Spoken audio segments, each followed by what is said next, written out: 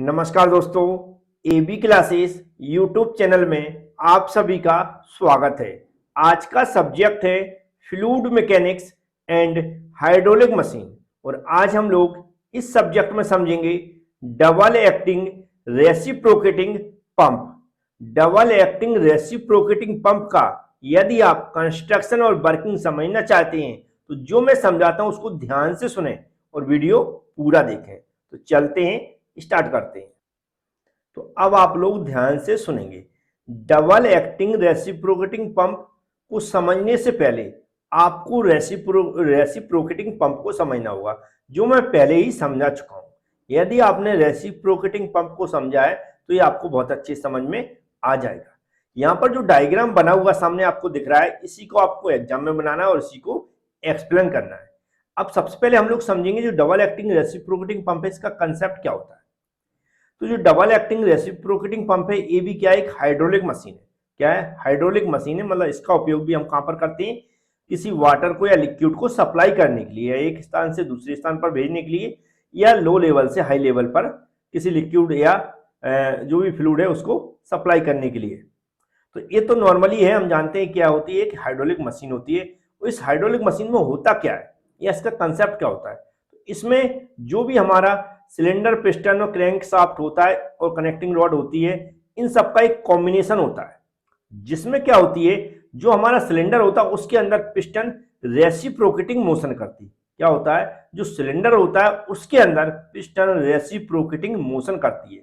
जब सिलेंडर के अंदर पिस्टन रेसिप्रोकेटिंग मोशन करती है तब हमारी जो मैकेनिकल एनर्जी है वह हाइड्रोलिक एनर्जी में कन्वर्ट होती है।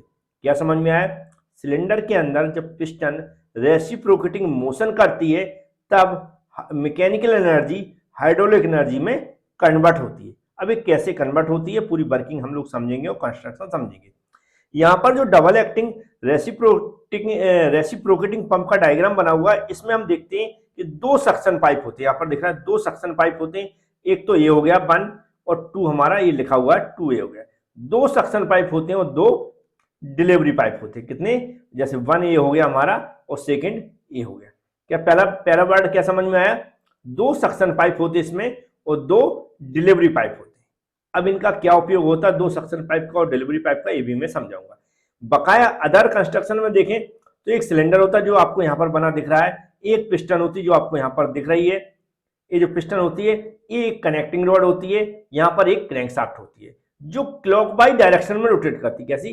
क्लॉकवाइज डायरेक्शन में रोटेट करती है। तभी क्लॉकवाइज डायरेक्शन में रोटेट करती है। कैसा? क्लॉकवाइज डायरेक्शन में रोटेट करती है।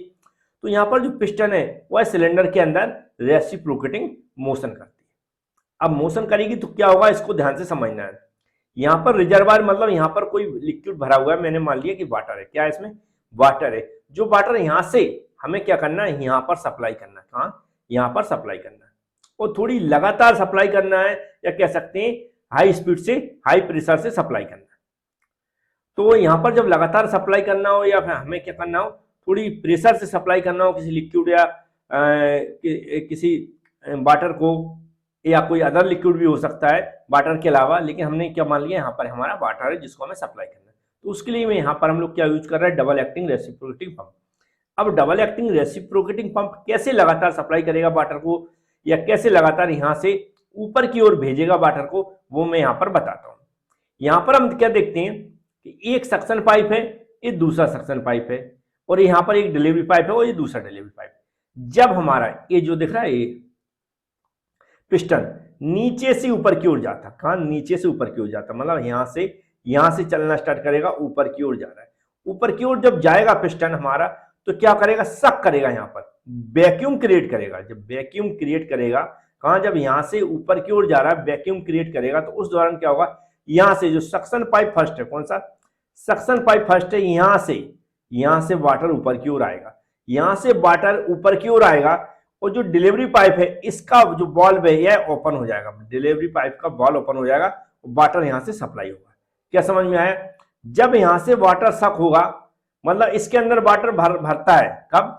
जब हमारा ये जो पिस्टन है नीचे से ऊपर की ओर जाता तो इसके अंदर वाटर भरता है, लेकिन जो इसके ऊपर भरा रहता है, मतलब दोनों ओर वाटर भरता है, यहाँ भी और इधर भी। लेकिन अभी जब नीचे से ऊपर की ओर जाए तो वाटर यहाँ पर भर रहा है, कहां से, सक्शन पाइप फर्स्ट से, लेकिन जो इधर था वाटर वो उस पर प्रेशर पड़ेगा, जो यहाँ वाटर था उस पर प्रेशर पड़ रहा है, जब उस पर प्रेशर पड़ रहा है तो ये वाल्व ओपन हो जाता है, D2 वाला, कौन सा D2 वाला जो वाल्व है ओपन हो जाता है, यहाँ से वाटर सप्लाई हो जाता है, वाटर यहाँ से सप्लाई होकर इधर चला जाता है, कहां पर, इसको यहाँ भेजना, मतलब यहाँ पर सप्लाई हो जाता है। कब, पहली स्केल में क्या समझ में आया कि जब पिस्टन नीचे से ऊपर की ओर जाती है तो सक्शन 1 वाला वाल्व ओपन होता है, यहां से वाटर भरता है, और जो डिलीवरी पाइप है उसका जो सेकंड वाला जो डिलीवरी पाइप का वाल्व है यह ओपन हो जाता है और यहां से पानी वाटर ऊपर जाता है, मतलब डिलीवर होता है, सप्लाई होता है। इसी तरह ये तो हो गई। अब दूसरी कंडीशन क्या होती है, अब पिस्टन हमारी कहां, ऊपर से नीचे की ओर आएगी। पिस्टन जब ऊपर से नीचे की ओर आती है, याद रखें, पिस्टन जब ऊपर से नीचे की ओर आती है तब क्या होता है, तब हमारा ये जो वाल्व है ये बंद हो जाता है, ये वाल्व बंद हो जाता है, और ये जो D1 वाला वाल्व है ये कैसा हो जाता है, ओपन हो जाता है। ये ओपन हो जाता है तो वाटर यहाँ वाटर भर गया था अभी, जब पिस्टन नीचे से ऊपर की ओर जा रही थी, जब पिस्टन ऊपर से नीचे की ओर आ रही, मतलब ऊपर से नीचे की ओर आ रही, तो यहाँ पर जो वाटर भरा हुआ था उस पर प्रेशर पड़ेगा, उसको दबाएगी, तो उस पर प्रेशर बन के क्या होगा, ये वाल्व ओपन हो जाएगा और वाटर कहां से, यहाँ से सप्लाई होने लगेगा। कहां, यहाँ से सप्लाई होगा, वह इस पाइप में जाएगा। और इधर क्या होगा, मतलब इधर तो ये क्रिया हो गई कि ये वाला वाल्व बंद हो गया और ये वाला ओपन हो गया, क्योंकि यहाँ से वाटर डिलीवरी होने लगा जो पहले यहाँ पर भर गया था। इधर क्या होता है, इधर ए वाला वाल्व बंद हो जाता है, कौन सा, इधर ए वाला वाल्व बंद हो जाता है, और कौन सा चीज दिख रहा है यहाँ, ए वाला ओपन हो जाता है, सक्शन 2 वाला ओपन हो जाता है और यहाँ से वाटर भरने लगता है। इसमें क्या, इस ओर वाटर भरने लगता है, इस ओर वाटर भर जाता है, जब तक ये नीचे पहुंच जाता है, जब तक ये पूरा यहाँ से भर जाता है। कैसे, क्योंकि ये नीचे को जाएगा, सक करेगा, मतलब वैक्यूम क्रिएट करेगा, तो वैक्यूम क्रिएट होने के कारण क्या होता है, ये वाला वाल्व बंद होता है और ये खुल जाता है। तो इस तरह यहाँ पर वाटर इकट्ठा हो जाता है और इधर से वाटर जो यहाँ भरता है वो पूरा यहाँ से निकल जाता है। फिर इसी तरह जब पिस्टन फिर नीचे से ऊपर की ओर आएगी, जब नीचे से ऊपर की ओर आएगी तो फिर से हमारा ए वाला वाल्व बंद हो जाएगा, और जब प्रेशर पड़ेगा ये बंद हो जाएगा, तो ये जो यहाँ पर लिक्विड या वाटर भरा हुआ उस पर प्रेशर पड़ेगा, तो ये वाला वाल्व ओपन हो जाता है और यहाँ से वाटर निकल जाता है। और यहाँ पर जब नीचे से ऊपर की ओर आई तो ये वाला बंद हो जाएगा और यहाँ से ये वाल्व खुल जाएगा, तो यहाँ पर फिर से वाटर भर जाएगा। इसी तरह क्या होता है कि ये कंटिन्यू प्रोसेस चलती रहती है और वाटर हमारा कंटिन्यू यहाँ से सप्लाई होता रहता है।